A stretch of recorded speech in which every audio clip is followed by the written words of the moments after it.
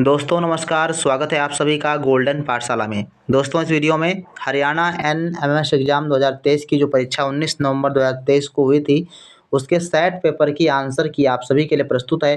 प्यारे बच्चों, ये आपका दूसरा वीडियो है। पहले वीडियो में हमने 91 से लेकर 130 तक के प्रश्नों को हल करवाया था। इस वीडियो में 131 से लेकर 180 तक के प्रश्नों की आंसर की आप सभी को मिलने वाली है, तो आप सभी लोग वीडियो को लास्ट तक ज़रूर देखिएगा।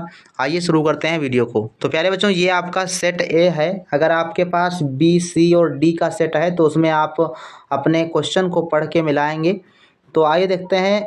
131 नंबर क्वेश्चन है, वन्य जीवन, पौधे और पशु संसाधनों और क्षेत्र में रहने वाले आदिवासियों के पारंपरिक जीवन के संरक्षण के लिए संरक्षित भूमि के बड़े क्षेत्रों को क्या कहा जाता है? तो इसमें पहला ऑप्शन बच्चों सही है, बायोस्फीयर रिजर्व। ठीक है, जैव मंडल आरक्षित क्षेत्र होता है, ये पहला ऑप्शन इसमें सही है। 132 नंबर क्वेश्चन है, कौन सा नक्षत्र हंटर यानी शिकारी के नाम से जाना जाता है? तो इसको बच्चों ध्यान रखेंगे, इसका बच्चों राइट आंसर हो जाएगा ओरियन। ठीक, पहला ऑप्शन आपका सही है, इसको हंटर के नाम से जानते हैं। 131 नंबर क्वेश्चन है, किसी पिंड पर आवेश का परीक्षण करने के लिए निम्नलिखित में से कौन सा निश्चित परीक्षण है? तो इसमें आपका राइट आंसर सेकंड ऑप्शन हो जाएगा, प्रतिकर्षण। इसके बाद है 134 नंबर क्वेश्चन, विद्युत परिपथ में फ्यूज का उपयोग किया जाता है? तो इसमें बच्चों राइट आंसर आपका हो जाएगा चौथा ऑप्शन, उपरोक्त सभी। इन सभी के लिए विद्युत फ्यूज का इस्तेमाल होता है। 35 नंबर क्वेश्चन बच्चों पूछा गया था कि निम्नलिखित में से कौन सा कथन प्रकाश संश्लेषण की को परिभाषित करता है? तो इसमें आपका जो दूसरा ऑप्शन दिया गया है ये सही होगा। वह प्रक्रिया जिसके द्वारा पौधे ऑक्सीजन और ग्लूकोज का उत्पादन के लिए सूर्य के प्रकाश, पानी और कार्बन डाइऑक्साइड का उपयोग करते हैं। तो इसमें आपका दूसरा ऑप्शन सही है। और 136 नंबर है, कालमों का मिलान सही उत्तर का चुनाव करें। मतलब कालमों का मिलान करके सही उत्तर का चुनाव करना था। तो लार से माइलेज होता है, अग्न्याशय ये अग्न्याशय रस निर्माण करता है, जिगर से पित्तरस, जठर से HCl। तो राइट आंसर आपका बन जाएगा ए का दूसरा, बी का तीसरा, सी का चौथा और डी का पहला। तो दूसरा ऑप्शन आपका सही इसमें हो जाएगा। 37 नंबर है, कई चिकित्सीय समस्याओं की जांच और ट्रैकिंग के लिए अल्ट्रासाउंड उपकरण किस आवृत्ति पर काम करता है? तो 20,000 हर्ट्ज से अधिक। इसमें सेकंड ऑप्शन आपका सही है। निम्नलिखित में से किस दिन विश्व जल दिवस मनाया जाता है? तो ये 22 मार्च है, पहला ऑप्शन इसका सही है। 139 नंबर क्वेश्चन कहता है कि कीटभक्षी कीड़े खाते हैं क्योंकि कीड़ों से नाइट्रोजन लेने के लिए। इसमें आपका दूसरा ऑप्शन ही सही है, बिल्कुल सही जवाब है। जिस बच्चे ने जो है लगाया है उनका काफ़ी क्वेश्चन सही हुआ है। हवा की गति मापने के लिए किस उपकरण का प्रयोग करते हैं? तो इसमें बच्चों आपका एनीमोमीटर होता है, दूसरा ऑप्शन इसका सही है। ठीक, और 141 नंबर क्वेश्चन है, एक वाहन का ओडोमीटर और स्पीडोमीटर क्या मापते हैं? तो ओडोमीटर से बच्चों वाहन की गति जो है तय की जाती है, दूरी तय की जाती है, और स्पीडोमीटर से स्पीड मतलब गति तय की जाती है। तो पहला ऑप्शन इसका सही हो जाएगा 141 नंबर का। इसके बाद देखो 42 नंबर क्वेश्चन है, जानवरों में हृदय का कौन सा कक्ष ऑक्सीजन युक्त रक्त को शरीर के बाकी हिस्सों में पंप करता है? तो पहला ऑप्शन सही है, बायां अलिंद। 43 नंबर है, किसी लोलक का आवर्तकाल हमेशा समान रहता है, ये किसने बताया था? तो गैलीलियो ने बताया था। इसमें आपका दूसरा ऑप्शन सही जवाब हो जाएगा। 144 नंबर क्वेश्चन है, पौधे मिट्टी से नाइट्रोजन को मुख्यतः किस रूप में अवशोषित करते हैं? तो ये है बच्चों नाइट्रोजन के रूप में। ठीक, नाइट्रोजन गैस के रूप में, N2 के रूप में। 145 नंबर क्वेश्चन है, एक रेलगाड़ी दिल्ली से सुबह 6 बजे चलती है, 60 किलोमीटर प्रति घंटा की औसत चाल से सुबह 10 बजे अम्बाला पहुंचती है। दिल्ली और अम्बाला के बीच की दूरी क्या है? तो 240 हो जाएगी, क्योंकि 4 घंटे आपका समय लगा, 6 4 10 4 घंटे समय, और किलोमीटर आपका दिया गया 60 किलोमीटर प्रति घंटा, मतलब चाल। तो चाल गुणे समय दूरी बराबर होता है चाल गुणे समय। तो चाल कितनी है 60, और दूरी समय कितना है तो आपका 4। तो 4 संग 24, 240 आपका राइट आंसर हो जाएगा। 146 नंबर है, संपर्क बल का उदाहरण कौन सा है? तो ये घर्षण बल जो होता है, जो संपर्क बल होता है, पहला ऑप्शन आपका सही है। 147 नंबर क्वेश्चन है, पौधे जिनका DNA आनुवांशिक इंजीनियरिंग की विभिन्न तकनीकियों का उपयोग करके संशोधित किया जाता है, वह बच्चों GM फसलें कहलाती हैं। दूसरा ऑप्शन आपका सही जवाब हो जाएगा। इसको आप मिलाते हुए चलें। आरेख में संरचना का बी का प्राथमिक कार्य क्या है? तो बी का जो है प्राथमिक कार्य क्या है? गैसों का आदान प्रदान करता है। ठीक, ये फेफड़ा है और फेफड़े का काम होता है गैसों का आदान प्रदान करना। इसके बाद है 49 नंबर, जटिल परिवर्तनों के माध्यम से लार्वा का वयस्क में परिवर्तन क्या कहलाता है? तो काया पलट होता है, रूपांतरण होता है। ठीक, चौथा ऑप्शन आपका सही है इसमें। 50 नंबर क्वेश्चन है, कई बार दरवाजे के कब्जों पर तेल लगाने की सलाह दी जाती है, ऐसा करने से घर्षण कम हो जाता है। ठीक, इसमें आपका पहला ऑप्शन सही हो जाएगा। 51 नंबर है, सूची फर्स्ट को सूची सेकंड से मिलाइए। तो इसमें आप देखो कौन सा सही हो जाएगा।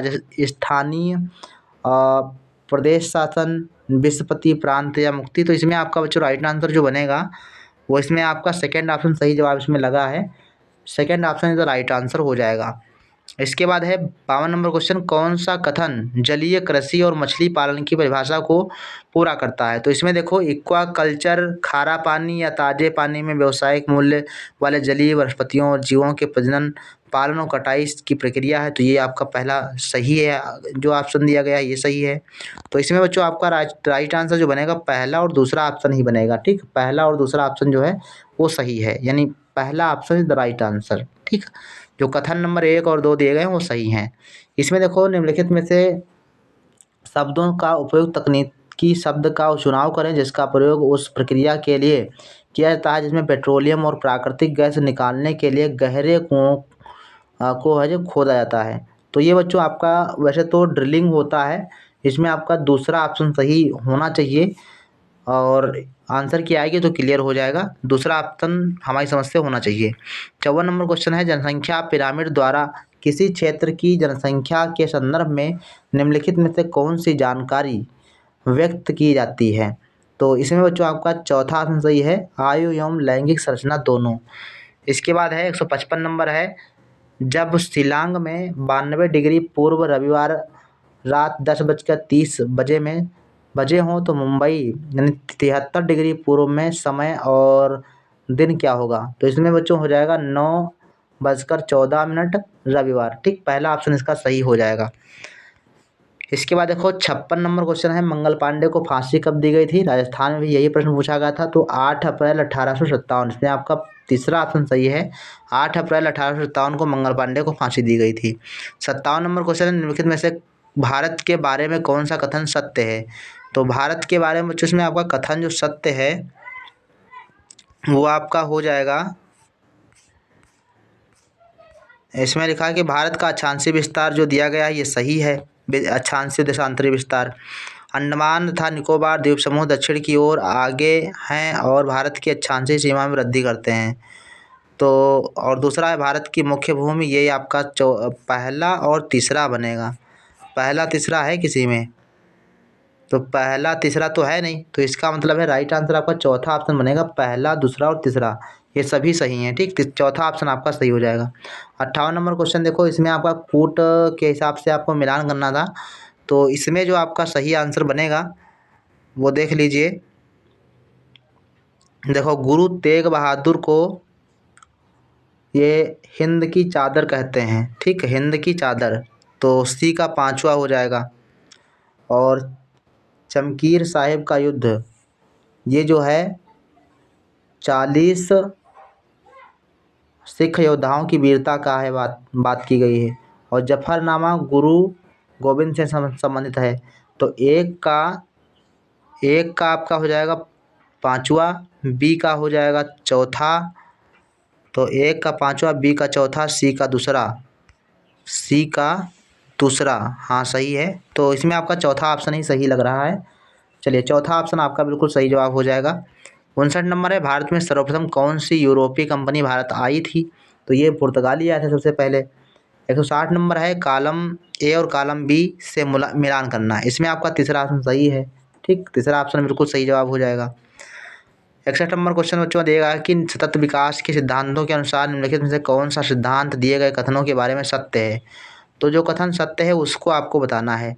तो इसमें आपका सतत विकास कहता है कि प्राकृतिक संसाधनों का दोहन कम करना है। ठीक है, यानी प्राकृतिक संसाधनों का इस्तेमाल जो है बड़ी ही सावधानी पूर्वक करना है। तो पहला ऑप्शन आपका सही जवाब हो जाएगा, कम करना है। इसके बाद है नेक्स्ट क्वेश्चन 62 नंबर, ऐसे दो कारक जिनके द्वारा लोहे को जंग लगता है। तो इसमें आपका तीसरा ऑप्शन सही है, ऑक्सीजन और जल। 63 नंबर क्वेश्चन दिया गया है कि उत्तल दर्पण हमेशा किस प्रकार का प्रतिबिंब बनाता है, तो ये आपका दूसरा ऑप्शन सही है, आभासी प्रतिबिंब सदैव बनता है, आभासी छोटा, ठीक, ये आपका बनता है। 64 नंबर है, इनमें से कौन सा जल विद्युत का कुचालक है, तो ये आसुत जल जो होता है वो विद्युत का कुचालक होता है। सेम क्वेश्चन पढ़ाया हुआ है।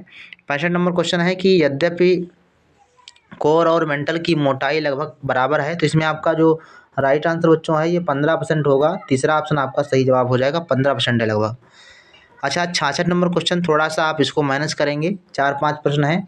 जैविक संसाधनों का एक उदाहरण कौन सा है, तो जानवर, इसमें आपका चौथा ऑप्शन सही हो जाएगा। जैविक संसाधनों का एक उदाहरण है तो जानवर, चौथा ऑप्शन सही है। 67 नंबर क्वेश्चन है, कॉम्पैक्ट क्लोरोसेट लैंप में क्या होता है, तो इसमें चौथा ऑप्शन सही है, पारावाष्प होती है, ठीक, चौथा ऑप्शन आपका सही हो जाएगा 67 नंबर में। 167 में चौथा सही है। 68 नंबर है, कोमल के छोटे भाई ने रोते हुए माता जी को बताया कि उसे लाल चींटियों ने काट लिया है, तो माता जी ने त्वचा पर कैलेमाइन का विलयन लगा दिया। थोड़ी देर बाद उसके भाई का रोना बंद हो गया। यह किस प्रकार का उदाहरण है, तो यह उदासीनीकरण है। इसमें आपका दूसरा ऑप्शन सही जवाब हो जाएगा, उदासीनीकरण। आप इसको ध्यान में रखते हुए सवाल मिलाएंगे। 59 नंबर क्वेश्चन है, निम्नलिखित कथनों पर विचार कीजिए। रैयतवाड़ी व्यवस्था में कंपनी को बिहार में जमींदार के रूप में जो है वफादार सेवक मिल गए थे। स्थायी बंदोबस्त ब्रिटिश भारत के 19% भाग पर लागू की गई थी। महालवाड़ी व्यवस्था का जो है सूर्यास्त कानून जमींदारों के लिए उत्तम था। तो तीसरा ऑप्शन जो है आपका गलत है, तीसरा ऑप्शन जो है नहीं होना चाहिए महालवाड़ी प्रथा के अनुसार, ठीक। तो इसमें आपका तीसरा जिसमें नहीं हो वो आपका सही हो जाएगा। तो तीसरा देखो किसमें नहीं है, इसमें आपका जो पहला दूसरा तीसरा आपका मतलब दूसरा वाला जो ऑप्शन है वो सही हो जाएगा, ठीक। तो ध्यान रखेंगे 169 नंबर में दूसरा वाला ऑप्शन सही है। 170 नंबर क्वेश्चन है, निम्नलिखित में से वाक्यांशों में कौन सा वाक्यांश उन कारकों के बारे में सत्य है जो समुद्र में ज्वार के लिए जिम्मेदार हैं, तो सूर्य और चंद्रमा का गुरुत्वाकर्षण बल ये जिम्मेदार होता है। 70 का पहला सही है। 71 नंबर है, निम्नलिखित में से कौन सा विकल्प सही नहीं है, तो इसमें जो आपका सही ये राजा राम मोहन राय की मृत्यु 1800 में नहीं हुई थी, क्योंकि इन्होंने 1829 में तो 1828 में तो इन्होंने ब्रह्म समाज की स्थापना ही की थी, तो 1828 में इनकी मृत्यु कैसे हो जाती। तो इसमें आपका बाकी तीनों ऑप्शन सही हैं, ये आपका चौथा ऑप्शन सही हो जाएगा, ठीक। 72 नंबर क्वेश्चन कहता है कि जयपुर का निर्माण किसने किया था, राजा जय सिंह ने, ठीक, चौथा ऑप्शन आपका सही है।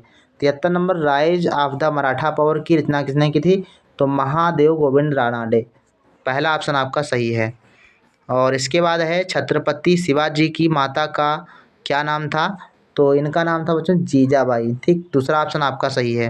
75 नंबर क्वेश्चन है, अलका ने देखा कि उनके विज्ञान अध्यापक गलती से लोहे के डिब्बे में नीले थोथे का जलीय विलयन डालकर भूल गए थे, तो इसमें आपका राइट आंसर बच्चों कॉपर सल्फेट हो जाएगा, पहला ऑप्शन इसका सही है।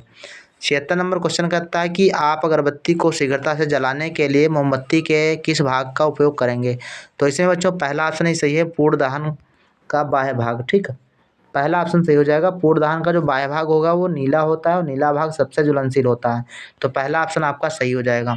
77 नंबर क्वेश्चन है, रमा को खाने में पराठा और मीठा दही बहुत पसंद है, परंतु दही का स्वाद खट्टा होता है, तो रमा को बिल्कुल पसंद नहीं है। दही का खट्टा स्वाद होने का प्रमुख कारण है लैक्टिक अम्ल।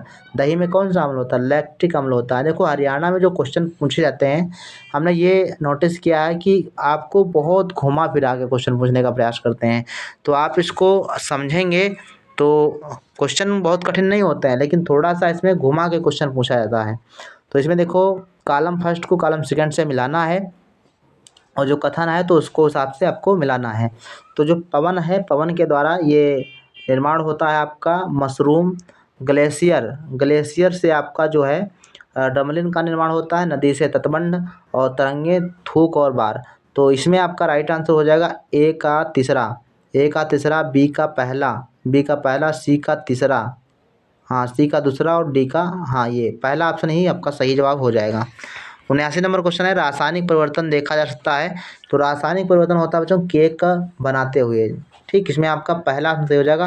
केक बनाते हुए आप रासायनिक परिवर्तन को देख सकते हैं, क्योंकि केक बनाते हुए कई प्रकार के जो है ये जो चीज़ें उपयोग की जाती हैं, अगर वो साथ में मिल जाती हैं तो दोबारा उनको अलग करना मुश्किल हो जाता है। तो ये रासायनिक परिवर्तन हो जाएगा पहला ऑप्शन। 180 नंबर क्वेश्चन कहता है निम्नलिखित में से कौन सा कथन सत्य है? तो कौन सा कथन सत्य है? त्रिपुरा 3 तरफ से बांग्लादेश से घिरा हुआ है, ये सही है। इसमें आपका जो राइट आंसर बनेगा केवल पहला सही है और दूसरा ऑप्शन गलत है। ठीक, इस वीडियो के साथ ही आपका 90 क्वेश्चन जो सेट पेपर का आता है वो कंप्लीट हो गया है। तो सेट पेपर में 90 में से आपके कितने क्वेश्चन सही हुए हैं आप लोग कमेंट सेक्शन में ज़रूर लिखिएगा। अगर आपने पहले वाला वीडियो नहीं देखा तो उसको भी देख करके आप क्वेश्चन को मिला लीजिए। तो इस वीडियो के बाद आप सभी को लगभग 6 से 7 बजे के बीच में आप सभी को सेट मैथ पेपर जो है वो आपकी आंसर की अपलोड करेंगे, तो उसको भी आप ज़रूर देख लीजिएगा। मिलते हैं फिर नेक्स्ट वीडियो में, तब तक के लिए धन्यवाद। जय हिंद, वंदे मातरम।